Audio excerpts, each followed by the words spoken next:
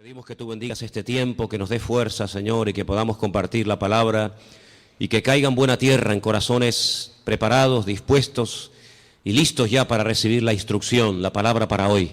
Bendice nuestras vidas, quita todo impedimento, Señor, de la índole que sea, y trae un renuevo y una fortaleza espiritual a nuestras vidas.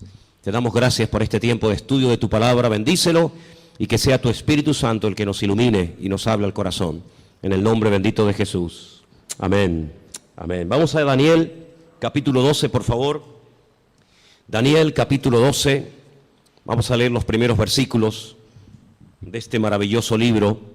Libro que hay que leer ahora más que nunca, ¿saben? Más que nunca.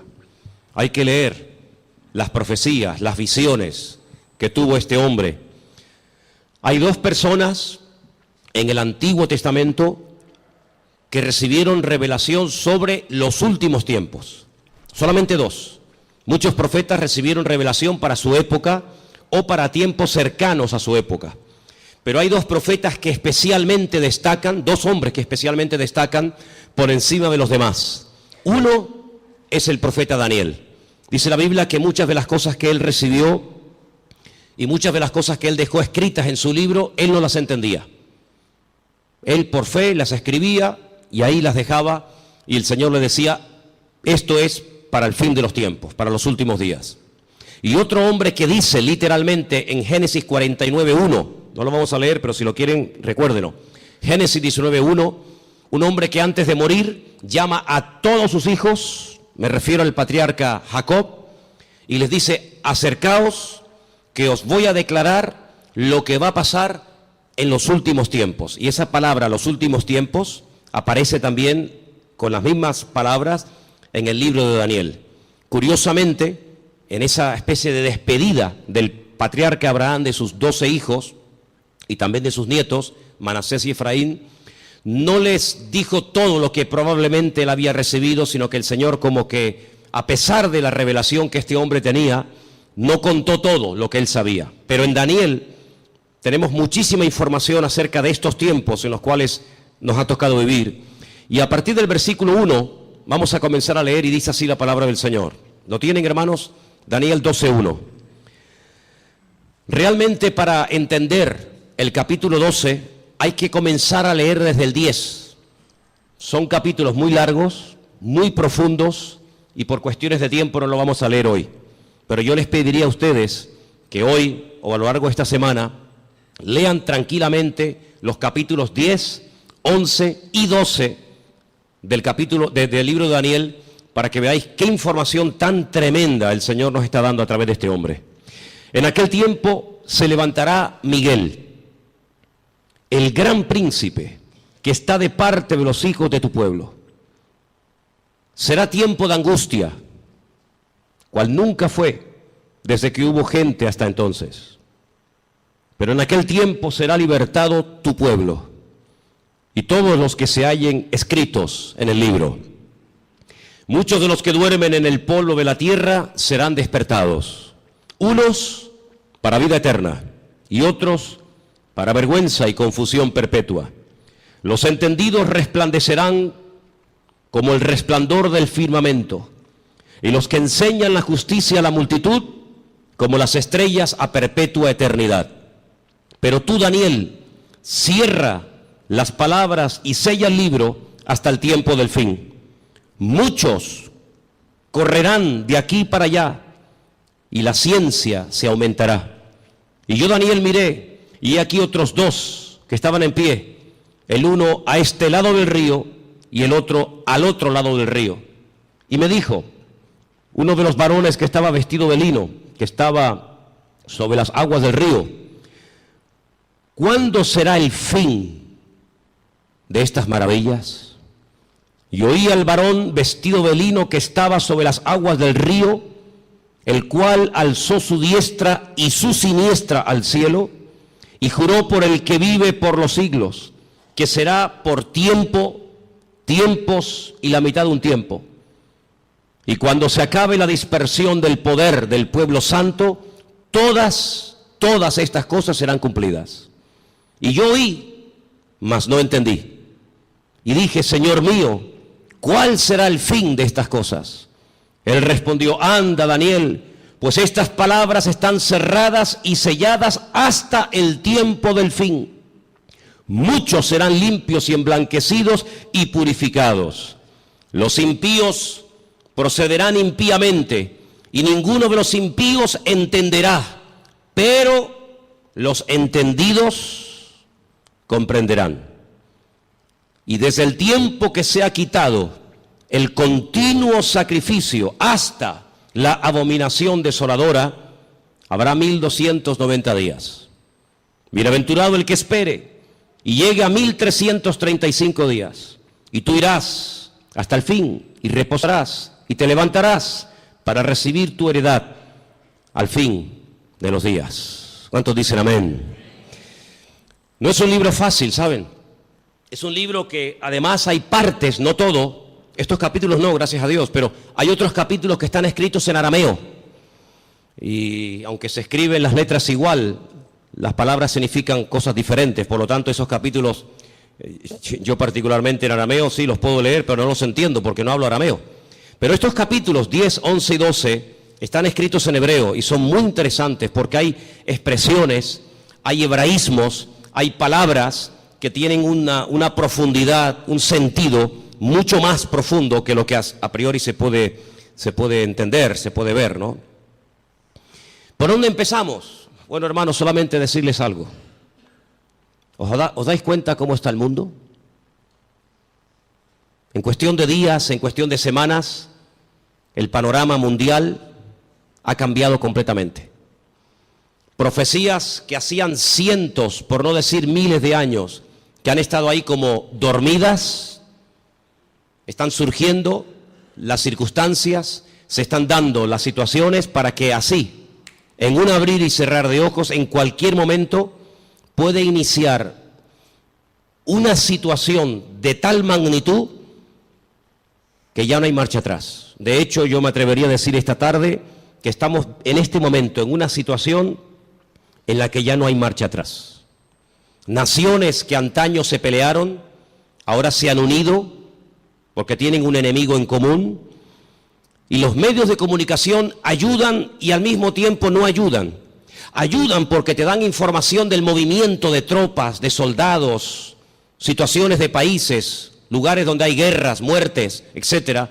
Y en cierto sentido, pues gracias a la televisión, a la radio, a la prensa, a internet, pues te enteras de cosas que están ocurriendo a centenares o a miles de kilómetros y estás al día. Pero por otra parte, ellos cuentan su versión. Ellos te cuentan lo que ellos entienden que está ocurriendo. Pero sin embargo, el creyente tiene que tener la sabiduría y la comprensión espiritual para ver mucho más allá y leer e interpretar correctamente lo que está ocurriendo. Hay una profecía que lleva miles de años, vamos a decir entre comillas, dormida, y tiene que ver con la ciudad de Damasco, capital de Siria.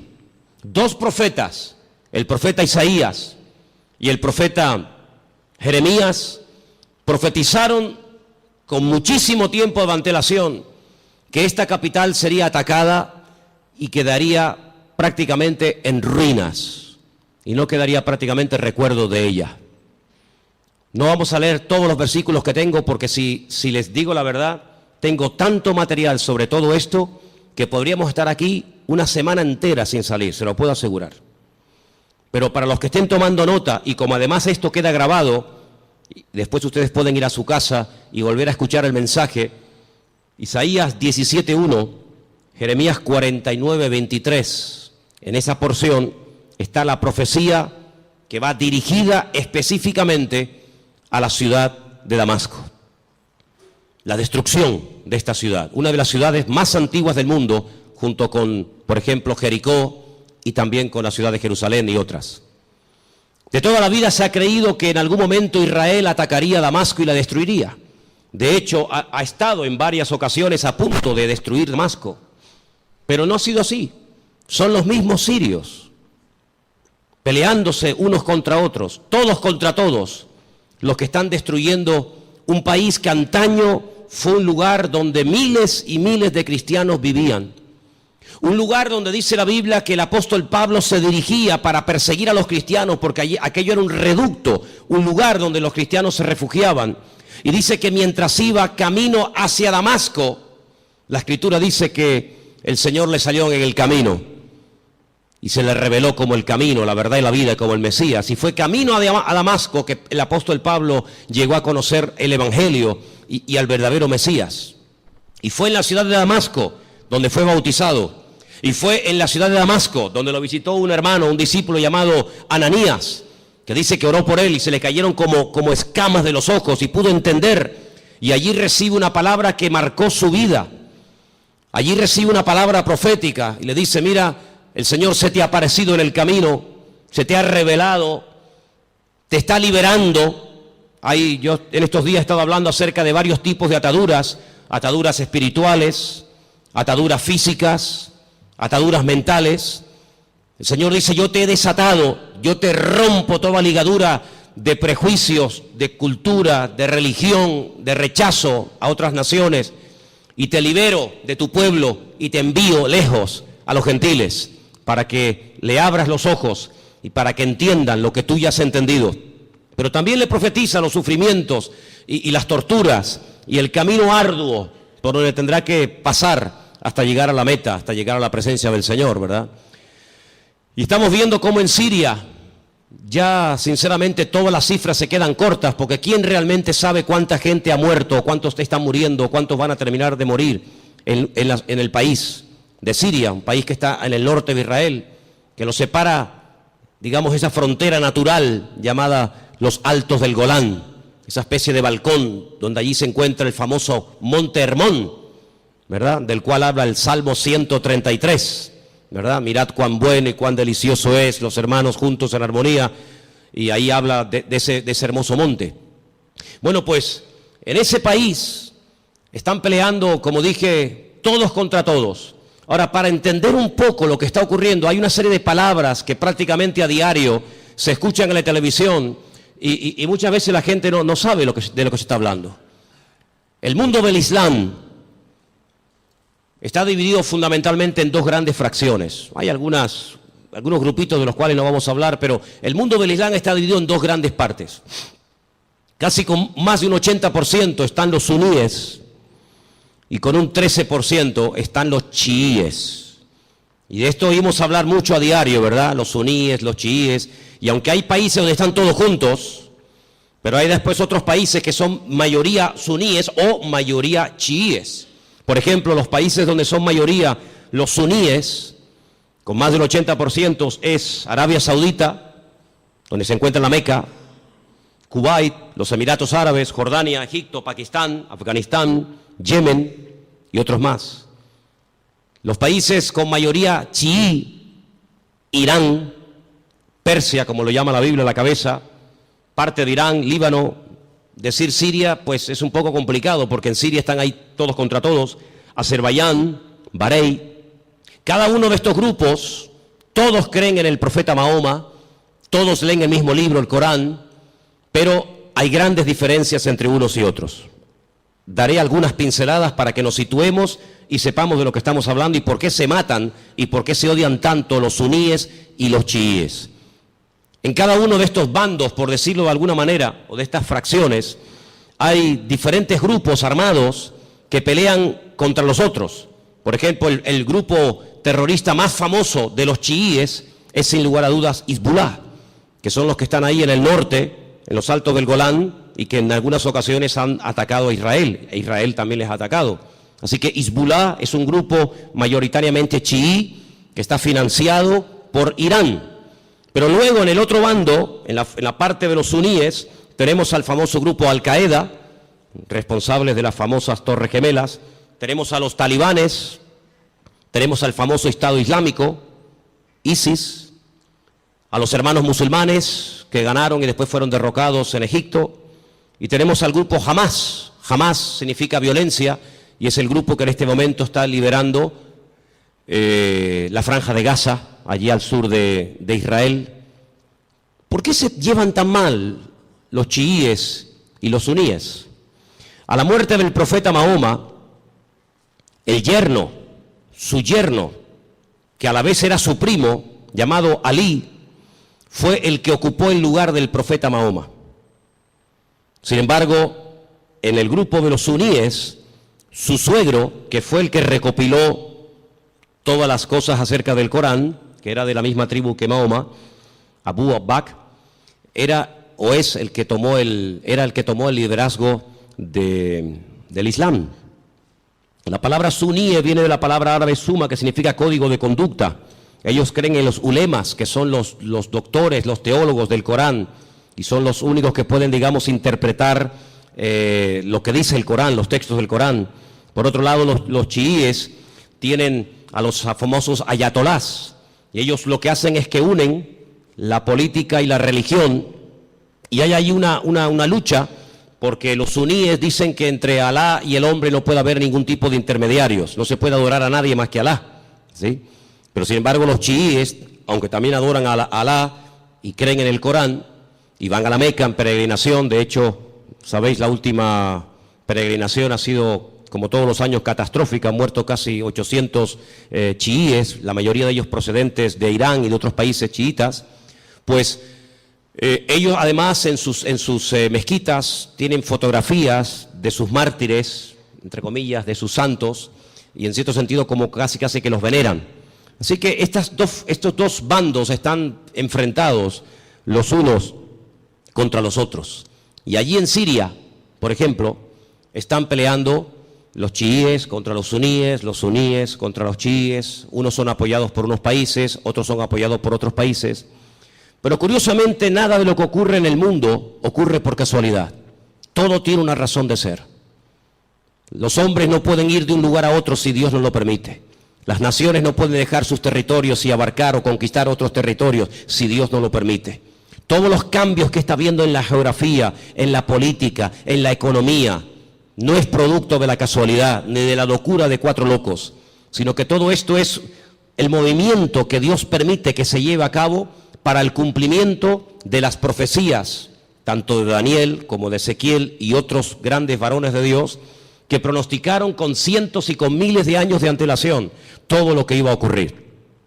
Curiosamente, Irán, que no son árabes, no confundan, los iraníes no son árabes, son persas, es el segundo animal, la segunda parte de la figura que vio Daniel en aquel sueño, pues dice que ya se han unido con el gran enemigo del norte, que es Rusia, y ya han comenzado a atacar a los enemigos del presidente de Siria, y ya dentro de pocos días comenzará una invasión por tierra, y ya están allí miles y miles de soldados rusos, armados hasta los dientes, ya están atacando posiciones del famoso Estado Islámico y otros también que no tienen nada que ver con el Estado Islámico.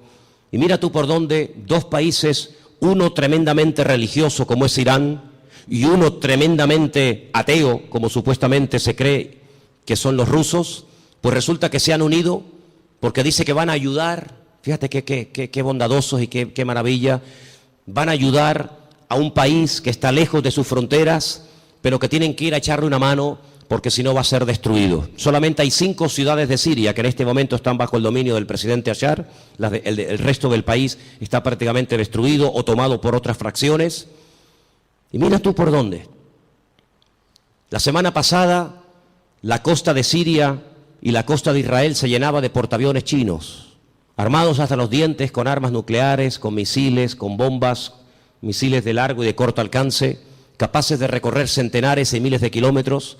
Y mira tú por dónde naciones como China, que no tiene nada que ver con Siria, o Rusia, que está allí con sus problemas, y los iraníes, que tienen también sus problemas recién salidos de todo este follón que han tenido, resulta que ahora se están uniendo como amigos porque van a liberar a Siria.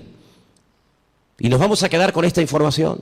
Nos vamos a quedar simplemente con la idea de que van a ayudar a Siria y cuando se arregle la situación en Siria, cada uno se va a retirar a su respectivo país. ¿Y quién paga esas bombas? ¿Quién paga esos gastos? Los muertos que van a caer por ambas partes, las familias, los uniformes, las balas, los cañones, la gasolina, el gasoil, los aviones, los helicópteros. ¿Por qué todo esto? La Biblia nos dice por qué. Porque el Señor en los últimos tiempos lo que hará es que utilizando entre comillas la excusa de que van a ayudar, de que van a liberar a un país amigo o aliado como puede ser Siria, una vez que lo hayan, digamos, calmado la situación, nada les va a impedir que crucen por el norte y por diferentes partes del país rumbo, como dice la Biblia, a la tierra gloriosa. Porque detrás de todo esto no está simplemente cuestiones políticas o económicas, sino fundamentalmente hay una razón: destruir a Dios y destruir al pueblo de Dios. Israel sabe perfectamente que se encuentra en una especie de callejón, no digo sin salida, porque Israel siempre tendrá salida, y la salida no es mirando a Estados Unidos, la salida no es mirando hacia Europa, sino que, como dice la Escritura, Israel en los últimos tiempos se verá totalmente sola y abandonada, como aquella pobre viuda que se fue cargada o se fue contenta con sus hijos, incluso haciendo honor a su nombre, complacida, y viene del extranjero derrotada y solitaria, sin hijos y sin marido, llamada Noemí, y tiene la pobre Ruth que atenderla en los últimos años de su vida. La Biblia nos enseña que estos últimos tiempos recibe un nombre que nos revela, porque los nombres son muy importantes en la Biblia. Yo siempre he dicho que hay una genética, ¿verdad?, que todos llevamos por dentro, que es hereditaria, pero luego, según la Biblia, el nombre tiene un poder espiritual, una influencia tremenda en las personas. Es una especie de código genético espiritual, ¿verdad? Y esta mujer, cuando viene de Jordania, de Moab, dice que ya no se siente complacida y por lo tanto ya no quiere usar más su nombre, sino que le dice a la gente que le llamen Mará, que significa amargada o entristecida, ¿verdad? Y es interesante ver cómo estamos viendo el inicio de lo que la Biblia habla clarísimamente que va a ser una tercera guerra mundial sin precedentes en la historia. De todas las guerras que Israel ha tenido, que han sido ya 7, de todas ha salido más que vencedora. Le han atacado por todas partes, de noche, de día, en plenos días de fiesta importantes.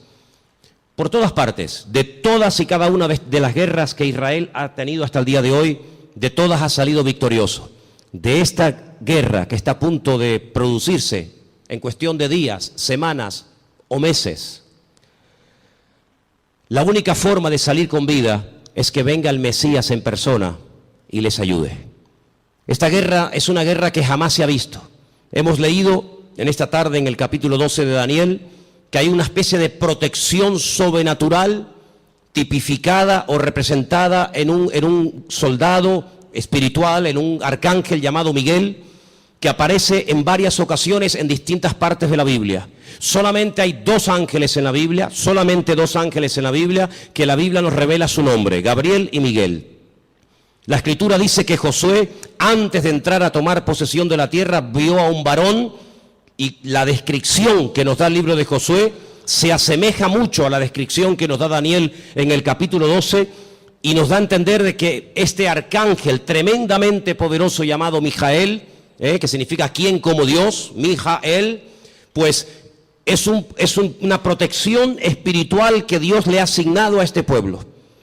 En algún momento puntual, solamente Dios sabe cuándo, este arcángel, este varón de Dios tremendamente poderoso, que contendió con Satanás por el cuerpo de Moisés, dice el libro de Judas, será quitado, será desplazado, y entonces dice que será un tiempo de angustia cual nunca hubo gente, y más que gente la palabra es naciones.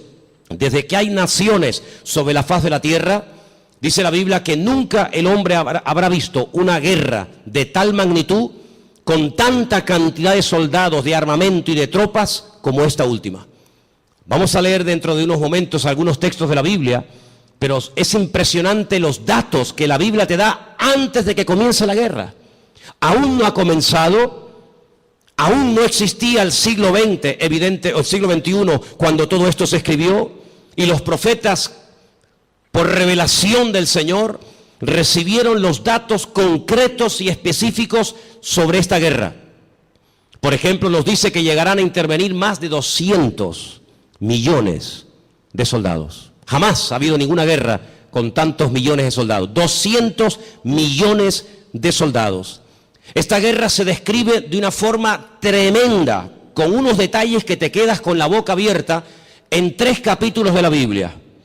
Creo que sois capaces de recordar estas cifras. Ezequiel 38 y 39 y Zacarías capítulo 14. Ahí tenéis toda la información acerca de esta tremenda batalla que empezará por el norte, capitaneada y dirigida nada más y nada menos que por Rusia. En el capítulo 38 del libro de Ezequiel nos dice algunas cosas muy interesantes sobre este tiempo final. Y voy a leer algunos versículos para que veáis qué importancia le da el Señor a que el pueblo de Dios no esté en la ignorancia. Hay gente que está muy distraída, muy sumergida en sus problemas, muy metidos en sus cuestiones y se olvidan de que el Señor en su palabra nos dice que tenemos que levantar la vista y darnos cuenta de que nuestra redención está cercana. Ezequiel 38 dice, versículo 1, vino palabra del Señor diciendo, hijo de hombre, pon tu rostro contra Gog. Gog es el nombre, digamos, simbólico, no es que se llame así, de una región que la Biblia lo llama Magot, que está en todo lo que sería todo el territorio que ocupa Rusia actualmente. Y fijaros que hay dos nombres de hombres, solamente dos hombres de hombres, que curiosamente tanto en español como en hebreo empiezan y terminan con la misma letra. Uno es el nombre David. David empieza con una letra llamada Dalet y termina con otra letra llamada Dalet. Y esto nos habla acerca de que David era un hombre que cuando lo conocías así era. No es que lo vas conociendo y es completamente diferente. Es un hombre que no tiene dos caras, no tiene dos personalidades, no tiene doblez en su carácter. David era así. Por eso esa letra que empieza y esa letra que termina es la misma, como diciendo que David es un hombre que es lo que ves, no hay más. Curiosamente, en un acto de imitación sin precedentes en la historia, a este líder político se le pone un nombre simbólico cuya letra empieza por la G o la Gimel en hebreo y con la misma letra termina la G o la Gimel, God, como diciendo que lo que ves es lo que hay. En David era lo positivo. Si ves que es un hombre espiritual, es que es espiritual. Si ves que es un hombre valiente, es que es valiente. No es que dé impresión de valiente y luego es un cobarde. No es que es un hombre aparentemente espiritual y luego es un carnal. No. Bueno, pues en God, en este personaje que nosotros lo conocemos más famoso como el nombre del famoso anticristo, si tú lo ves así, así es como es. Es malo, es apoyado por el diablo, etcétera, etcétera. Y dice aquí, así ha dicho el Señor, he aquí yo estoy contra ti, oh God, príncipe soberano de Mesec y Tubal. Estos son hijos de Noé. Te quebrantaré, pondré garfios en tus quijadas y te sacaré a ti y a todo tu ejército, caballos, jinetes, en todo equipados, gran multitud de paveses, escudos, teniendo todos ellos espada. Y ahora menciona una coalición, no están todos nombrados, una pequeña coalición de naciones que se van a unir. Y menciona Persia, y ya hemos dicho que Persia, ¿quién es? Ok, es Irán. Cus, tenemos Etiopía, tenemos Libia, con otros nombres, todos ellos con escudo, con yelmo, Gomer, sus tropas, la casa de Togarma, los confines del norte, sus tropas. Prepárate, apercíbete tú y toda tu multitud que se ha reunido a ti, y sé tú su guardia. Pero si leemos un poquito más adelante, versículo 15, vendrás de tu lugar de las regiones del norte, y tú y muchos pueblos contigo. Fíjate, todos ellos a caballo, gran multitud, poderoso ejército. Subirás contra mi pueblo Israel. Sí, es inevitable que este hombre ataque a Israel, es inevitable. Bueno, pero es que van a ir a Siria. La noticia no dice nada de Israel. Las noticias no, pero la Biblia sí. Y las noticias no pueden saber la información que tú y yo tenemos en esta tarde. Mañana Telecinco no puede decir, le presentarían una denuncia, dirían, esta gente está loca. Mañana no vamos a ver en Telecinco, en Antena 3, que Rusia pretende apoderarse de los altos del Golán con la intención de atacar Israel. Me dice, pues ustedes están locos. No. Las noticias no te lo van a decir, te lo estoy diciendo yo, te lo está diciendo el Señor a través de mi boca. Subirás contra mi pueblo Israel como nublado para cubrir la tierra y será al cabo de los días, al final de los tiempos, en estos tiempos. ¿Y qué dice aquí? Y te traeré sobre mi tierra. No es que a Putin se le ocurre la genial idea de decir, bueno, vamos a Siria y ya que estamos a un tiro de piedra, saltamos los altos del Golán y desde los altos del Golán vemos todo Israel abajo y la machacamos. Total, que son 300 kilómetros de largo para un imperio, para una potencia militar como Rusia, que con una bomba hace así y borra de la faz de la tierra a 10 millones de personas, porque eso es lo que puede tener Israel en este momento, si es que llega ahora mismo a 10 millones de personas viviendo allí. ¿Qué puede impedir? Pero no es él el que lo decide, es Dios el que le dice a God, ven a mi tierra, ven. Y entonces dice, para que las naciones me conozcan, cuando sea santificado en ti, oh God, delante de tus ojos. Así dice el Señor, ¿no eres tú aquel de quien hablé yo en tiempos pasados por mis siervos los profetas de Israel, los cuales profetizaron en aquellos tiempos que yo te había de traer sobre ellos? Israel sabe perfectamente que Rusia les va a atacar en cualquier momento. Ya lo hicieron hace poco allí en Ucrania, en el país de nuestro hermano. No se cortan un pelo, no tienen ningún problema, tienen afán de expansión. Quieren recuperar lo perdido e incluso lo que nunca fue de ellos. No atacaron en un momento determinado un país que no tenía nada que ver con Rusia, como fue Afganistán.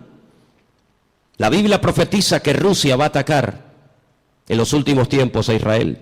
En aquel tiempo, cuando venga God contra la tierra de Israel, dice el Señor, subirá mi ira y mi enojo. Tremendo. Pero vamos al capítulo 39.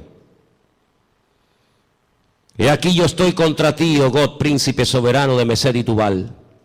Te quebrantaré y te conduciré y te haré subir de las partes del norte y te traeré sobre los montes de Israel. Otra vez. Te sacaré tu arco de tu mano izquierda y te derribaré tus saetas en tu mano. Sobre los montes de Israel, ahora viene la palabra tremenda. Sí, es verdad, Rusia atacará a Israel, pero sobre los montes de Israel caerás tú y todas tus tropas, y los pueblos que fueron contigo, y aves de rapiña de toda especie, las fieras del campo, le he dado por comida. Sobre la faz del campo caerás, porque yo he hablado, dice el Señor. Impresionante, ¿eh? Enviaré fuego sobre Magog, sobre los que moran con seguridad en las costas, y sabrán que yo soy el Señor. Y haré notorio mi santo nombre en medio de mi pueblo Israel, y nunca más dejaré profanar mi santo nombre. Y sabrán las naciones que yo soy el Eterno, el Santo de Israel. He aquí viene y se cumplirá, dice el Señor. Este es el día en el cual yo he hablado. Los moradores de la ciudad de Israel saldrán y encenderán y quemarán armas, escudos, paveses, arcos, saetas, dardos de mano y de lanzas, y los quemarán en el fuego por 7 años. Durante 7 años tendrán combustible, tendrán armamento de todo lo que abandonaron estas tropas tremendas. No traerán leña del campo ni cortarán de los árboles, sino quemarán las armas en el fuego y despojarán a sus despojadores y robarán a los que les robaron, dice el Señor. En aquel tiempo, qué tremendo. En aquel tiempo, yo daré a God lugar para sepultura allí en Israel. Allí va a ser enterrado este personaje que lo llamamos el anticristo, que Ezequiel lo llama God. Allí va a ser enterrado, y después le voy a decir cómo el Señor es tan misericordioso que permite que el anticristo o God, ¿por qué el Señor permite a un personaje tan ruin y tan malo que sea enterrado en Israel y no despedazado, comido por las fieras? Vais a ver qué misericordioso es el Señor. En aquel tiempo yo daré a God lugar para sepultura allí en Israel, en el valle de los que pasan al oriente del mar, obstruirá el paso a los transeúntes, pues allí enterrarán a God y a toda su multitud, y lo llamarán el valle de Hamón God, que significa la multitud de God. La casa de Israel los estará enterrando por 7 meses. ¡Qué matanza, hermanos! 7 meses enterrando cadáveres. Impresionante, ¿eh? Versículo 13. Los enterrará todo el pueblo de la tierra, y será para ellos célebre el día en el que yo sea glorificado, dice el Señor. Tomarán hombres a jornal que vayan por el país con los que viajen para enterrar a los que queden sobre la faz de la tierra, a fin de limpiarla, y al cabo de 7 meses harán el reconocimiento. Pasarán los que irán por el país, y el que vea los huesos de algún hombre pondrá junto a ellos una señal, hasta que los entierren los sepultureros en el valle de Hamón God. Versículo 21, pondré mi gloria entre las naciones y todas las naciones verán el juicio, mi juicio que habré hecho y mi mano sobre ellos. Es increíble, ¿no? Como el profeta Ezequiel pudo describir con una exactitud tremenda cuánto tiempo estarán enterrando cadáveres, cuántos años quemando armamento al fuego. ¿Quién es este hombre God? Si ustedes estudian los nombres de los hijos de Noé, porque de ahí arranca todo, una de las cosas que tenemos que tener bien claro es que el futuro está escrito, está codificado en el pasado. Todo está escrito en el Génesis. Y para poder comprender lo que va a pasar en el futuro, hay que saber lo que pasó en el pasado. 3 hijos tuvo Noé: Sem, Can y Jafet. Cuando Noé sale del arca, planta una viña, dice la palabra de Dios que se emborrachó, perdió el control, se emborrachó, quedó desnudo en medio de su tienda. Y uno de sus hijos, Can, dice el texto hebreo, que se rió, se burló de su padre, no lo cubrió, no lo tapó, lo humilló, se lo contó a sus hermanos, incluso hasta intentó propasarse con su propio hermano, con su propio padre. Sus 2 hermanos fueron de espalda caminando y taparon a su padre. Fíjate qué misericordioso es el Señor, que este personaje que es descendiente de Jafet, no de Can, no de Sem, sino de Jafet, por haber cubierto a su padre, él será cubierto con tierra en los últimos tiempos, en la tierra de Israel. El refrán dice, midá keneged midá, lo que siembras es lo que cosechas, medida por medida. ¿Por qué esperó el pueblo de Israel por María? Al fin y al cabo era una, el resto era tanta gente, 2 millones de personas. ¿Por qué esperó todo el pueblo por María?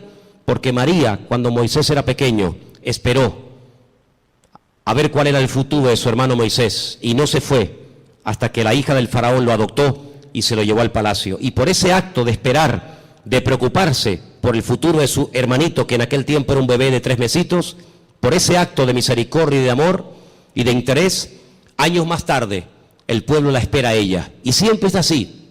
De ahí que Pablo diga a los Gálatas, si queréis cosechar, tenéis que sembrar, pero sembrar abundantemente para poder cosechar abundantemente. Así que este personaje está a punto de aparecer. Este famoso anticristo está a punto de aparecer, pero ya lo hemos dicho en muchas ocasiones, que en los últimos tiempos habrá una influencia de una institución religiosa que describe perfectamente el libro del Apocalipsis, que dice cómo se visten, dónde están, cómo hablan, cómo no hablan, etcétera, etcétera. Es increíble el impacto que en tan poco tiempo ha producido el Papa Francisco. Es increíble, ¿no? En tan poco tiempo le ha caído bien a todo el mundo. No hay nadie que diga nada malo de Francisco. Fue a Israel y a los judíos, a los rabinos les cayó bien. Incluso llegó a ir al muro de los lamentos y puso su petición entre las rendijas del muro. Después se fue con Abu Hamas, el presidente de la autoridad palestina, y le cayó estupendamente y casi se hicieron amigos y rezaron juntos mirando hacia la Meca. Se fue a Turquía y en la famosa mezquita de Turquía, orando hacia la Meca, le cayó de maravilla a los musulmanes. A todo el mundo le cae bien, a los artistas, incluso a los ateos. Recientemente escuchaba a un político ateo que decía, me cae muy bien este hombre, aunque yo no soy creyente ni creo en Dios, pero me cae muy bien este hombre. Dieron la vuelta al mundo en cuestión de minutos. Las declaraciones que hizo en un avión mientras viajaba, cuando le preguntaron por los homosexuales, por los gays, y él dijo, ¿quién soy yo? ¿Quién soy yo para juzgar a los gays? Y todo el mundo comenzó a decir, la iglesia está cambiando. Qué diferente, la postura de este Papa en comparación con los otros 2 que eran tan intransigentes y tan radicales. ¿Quién soy yo para juzgar? No pasó mucho tiempo y ya hizo juicio sobre uno de sus trabajadores. Ayer un sacerdote, dice él, que salió del armario porque Dios así se lo había pedido y así lo había querido, y fulminantemente fue destituido, ¿no? Qué contradicción con las declaraciones del avión, ¿no? Pero en los últimos tiempos la Biblia nos enseña que habrá una especie de religión que le va a caer bien a todo el mundo. Será capaz de ir con los musulmanes, con los judíos, con los cristianos. Dicho sea de paso, hace muy poco tiempo este Papa se fue por primera vez en toda la historia con un pastor muy conocido por nosotros a una iglesia evangélica en la ciudad de Caserta, en Italia, donde yo estuve ahora hace unos días. Estuvo con un montón de pastores que vinieron de Argentina, puesto que el Papa es argentino, y allí tuvieron un culto donde él estuvo como uno más. Hicieron un tiempito de oración, y él hizo una oración incluso, y todos participaron, y se sacaron fotografías, y todo el mundo, qué contento, ¿verdad? La Biblia nos enseña que las rameras son capaces de irse con gente mayor y con gente joven. Las rameras son capaces de irse con gente sin dientes y con gente con dentadura perfecta. Las prostitutas son capaces de trabajar de día o de noche, y lo mismo le da a irse con un blanco, con un negro, con un rico, con un pobre, con un cristiano, con un ateo, con un satánico, le da igual, porque ese es su trabajo, llevarse bien con todo el mundo para sacarle lo que ella quiera a cambio. Y la palabra de Dios nos enseña que en los últimos tiempos la política y la religión se casarán y se unirán. Qué tremendo los lugares y las conversaciones que últimamente está manteniendo el Papa y muchos políticos viajando de un lugar para otro. Todo está preparado. Y hermanos, esto no ha hecho más que empezar, pero en cualquier momento salta la chispa. Y lo que tenemos que preguntarnos todos y cada uno de nosotros, ¿qué mensaje nos está dando el Señor? Yo vengo diciendo hace mucho tiempo que Dios está hablando y hablando y hablando y hablando. El problema no es que Dios no hable, el problema es que hay muchos que no le entienden, o si le entienden se hacen los distraídos.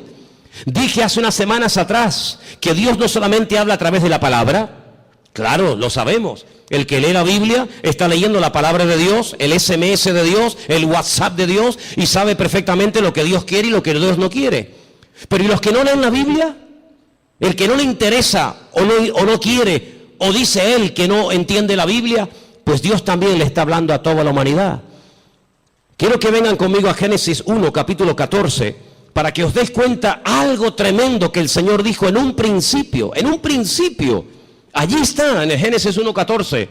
Dio una señal, dio un mensaje muy interesante. Y vamos a leerlo en esta tarde. Dice así, Génesis 1, 14.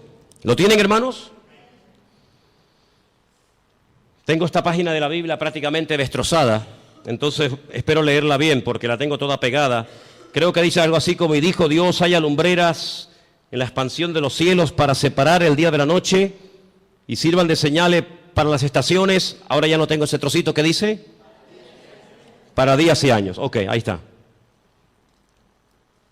¿Qué es lo que será? Lo mismo que fue. Cuando estudiamos hace unas semanas atrás el Salmo 19, yo dije que el Salmo 19 dice literalmente: los cielos cuentan la gloria de Dios y el firmamento anuncia la obra de sus manos. Un día emite palabra o información a otro día, de tal manera que hay personas paganas, no creyentes, que a lo largo de la historia, incluso hasta en estos tiempos, fíjate lo que te digo, observando no las profecías de la Biblia, sino observando el cielo, el firmamento, llegan a conclusiones tremendas. Quiero decirles que en un momento puntual de la historia de la humanidad, el Señor utilizó el astro rey, el sol, la luna y las estrellas para darle un mensaje profético a uno de sus hijos llamado José. ¿Lo habéis olvidado? Dice que él vio al sol, a la luna y a las estrellas que se postraban delante de él. Y Jacob, cuando oye el sueño de su hijo, él entiende perfectamente lo que le está diciendo. El sol es el padre, la luna es la madre y las estrellas son sus hermanos. Curiosamente, las estrellas, los hermanos, llegaron antes que el sol a Egipto, porque siempre es así: primero es la noche y luego es el día. No primero el día y después la noche. Primero había tinieblas y después vino la luz. La tiniebla siempre precede a la luz. Pero fíjate qué curioso, los magos de Oriente, que no sabemos realmente de dónde eran, si eran judíos, si no eran judíos, sabían perfectamente el lugar y el día en el que había nacido el Mesías, porque interpretaron que aquellas estrellas que tenían nombre, la estrella Sadik, la estrella Jamelec, etcétera, se habían alineado, y ellos sabían perfectamente que tenían que ponerse en marcha para llegar a donde, a Belén de Judea, porque allí era donde había nacido el Mesías. Y es que el Señor, en el versículo 14 de Génesis 1 que hemos leído, dice que cuando Él creó el sol, cuando Él creó la luna y Él creó las estrellas, no solamente las creó, número uno, para separar, para hacer diferencia entre el día y la noche, no, sino que dice que las creó para las estaciones. Y la palabra estaciones es la palabra hebrea modín. Y la palabra modín, ¿sabe lo que significa? Fiestas. Es la misma palabra que se emplea en Levítico cuando dice, recuerden las fiestas del Señor. ¿Cuándo tienen que ir? ¿Cuándo no tienen que ir? ¿Cuándo tienen que ponerse en marcha? ¿Cuándo no tienen que ponerse en marcha? En otras palabras, cuando ustedes vean los cielos, ustedes podrán discernir en qué tiempo de su relación con Dios ustedes se encuentran. Es muy importante que tú, hermano y hermana que me escuchas en esta noche, te preguntes, ¿dónde me encuentro ahora mismo en mi camino, en mi relación con Dios? ¿Estoy más cerca? ¿Estoy más lejos? ¿En qué punto me encuentro? Porque el tiempo marca la circunstancia y la circunstancia marca el tiempo. Jesús le dijo, ustedes olvídense de ver señales. Esta generación, como es una generación mala, perversa y adúltera, no se le ha permitido ver señales como a otras se les permitió. Ustedes solamente podrán ver una señal, solamente una, y la van a ver, y se llama la señal del profeta Jonás. ¿En qué consistía? Bueno, le está diciendo, así como Jonás estuvo en el vientre del pez 3 días y 3 noches, así estaré yo, el Hijo del Hombre, en el vientre de la tierra 3 días y 3 noches. Esa señal era la señal de la generación de Jesús. Pero sin embargo, Noé no esperaba esa señal. Porque ¿cuál era la señal de Noé? El diluvio. Pero ¿cuál era la señal de Salomón? La construcción del templo. Y cada generación, cada tiempo tiene una circunstancia, una señal, y cada señal identifica el tiempo.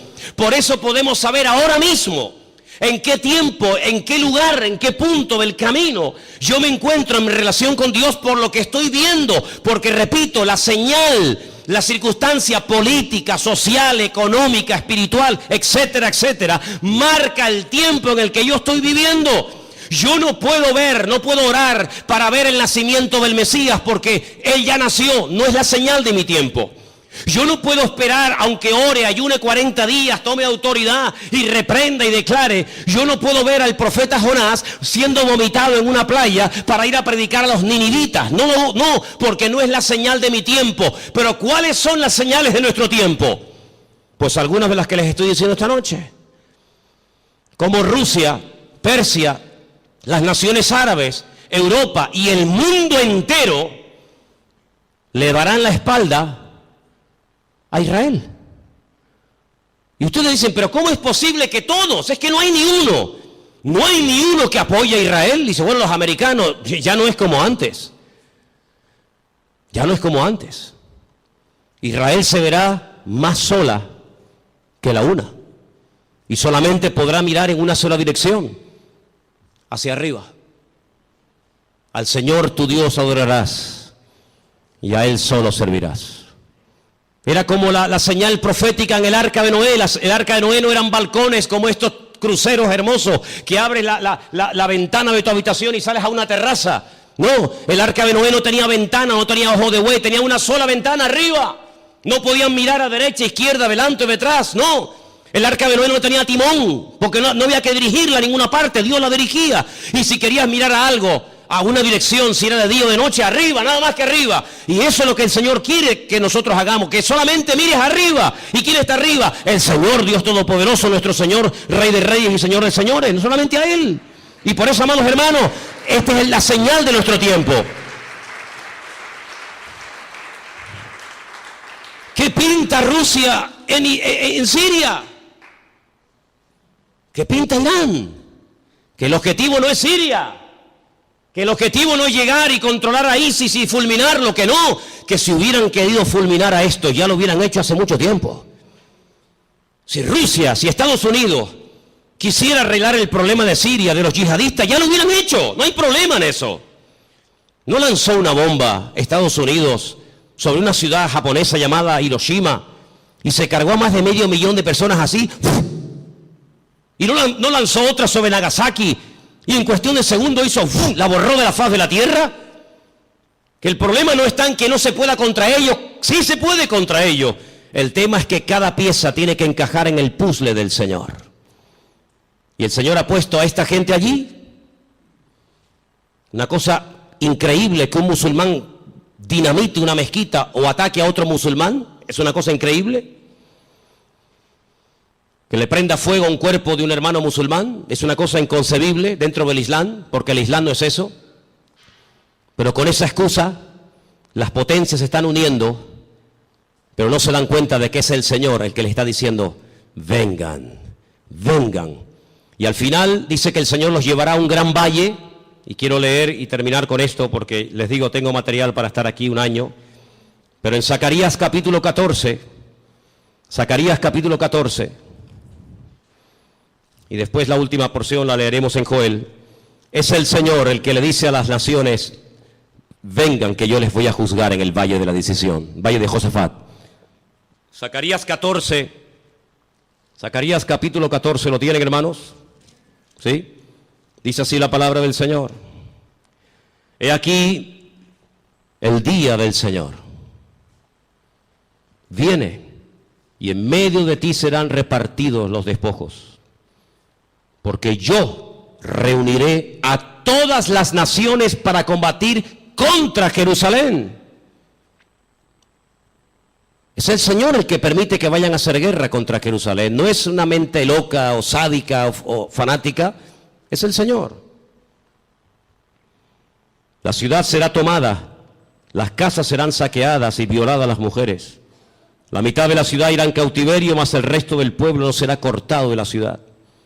Después saldrá el Señor y peleará con aquellas naciones como peleó en el día de la batalla. Se afirmarán sus pies en aquel día sobre el monte de los olivos, que está enfrente de Jerusalén al oriente. Y el monte de los olivos se partirá por en medio hacia la tierra del oriente y hacia el occidente, haciendo un valle muy grande, y la mitad del monte se apartará hacia el norte y la otra mitad hacia el sur. Seguimos un poquito más adelante, versículo 6. Acontecerá que en ese día no habrá luz clara ni oscura. Volvemos al Génesis. Será un día el cual es conocido por el Señor, que no será ni de día ni de noche. Eso es lo que no nos entra en la cabeza. Pero sucederá que al caer la tarde habrá luz. Acontecerá también en aquel día que saldrán de Jerusalén aguas vivas, la mitad de ellas hacia el mar oriental y la otra mitad hacia el mar occidental, en verano y en invierno. Y el Señor será el rey sobre toda la tierra, y en aquel día el Señor será uno, y uno será su nombre. Vamos a ir al versículo 12. Esto nunca ha pasado en ninguna guerra bíblica. Esta será la plaga con la que herirá el Señor a todos los pueblos que pelearon contra Jerusalén. La carne de ellos se corromperá estando ellos sobre sus pies. No es que cuando te pegan un tiro, te meten una puñalada, te duele y te caes poco a poco al suelo. No va a pasar así. Va a ser algo fulminante. La carne de ellos se consumirá estando sobre sus pies. Se consumirán en las cuencas sus ojos y la lengua se les deshará en la boca. Y acontecerá en aquel día que habrá entre ellos gran pánico, enviado de parte del Señor, y trabará cada uno en su mano a su compañero, y levantará su mano contra la mano de su compañero. Se matarán unos a otros. Algo milagroso. Sigo más adelante, versículo 15. Así también será la plaga de los caballos, de los mulos, de los camellos, de los asnos, y de todas las bestias que estuvieren en aquellos campamentos. Todos los que sobrevivieren de las naciones que vinieron contra Jerusalén subirán de año en año para adorar al Rey, al Señor de los ejércitos, y a celebrar la fiesta de los tabernáculos. Y pueden seguir leyendo para que veáis qué cosas tan interesantes se dicen ahí.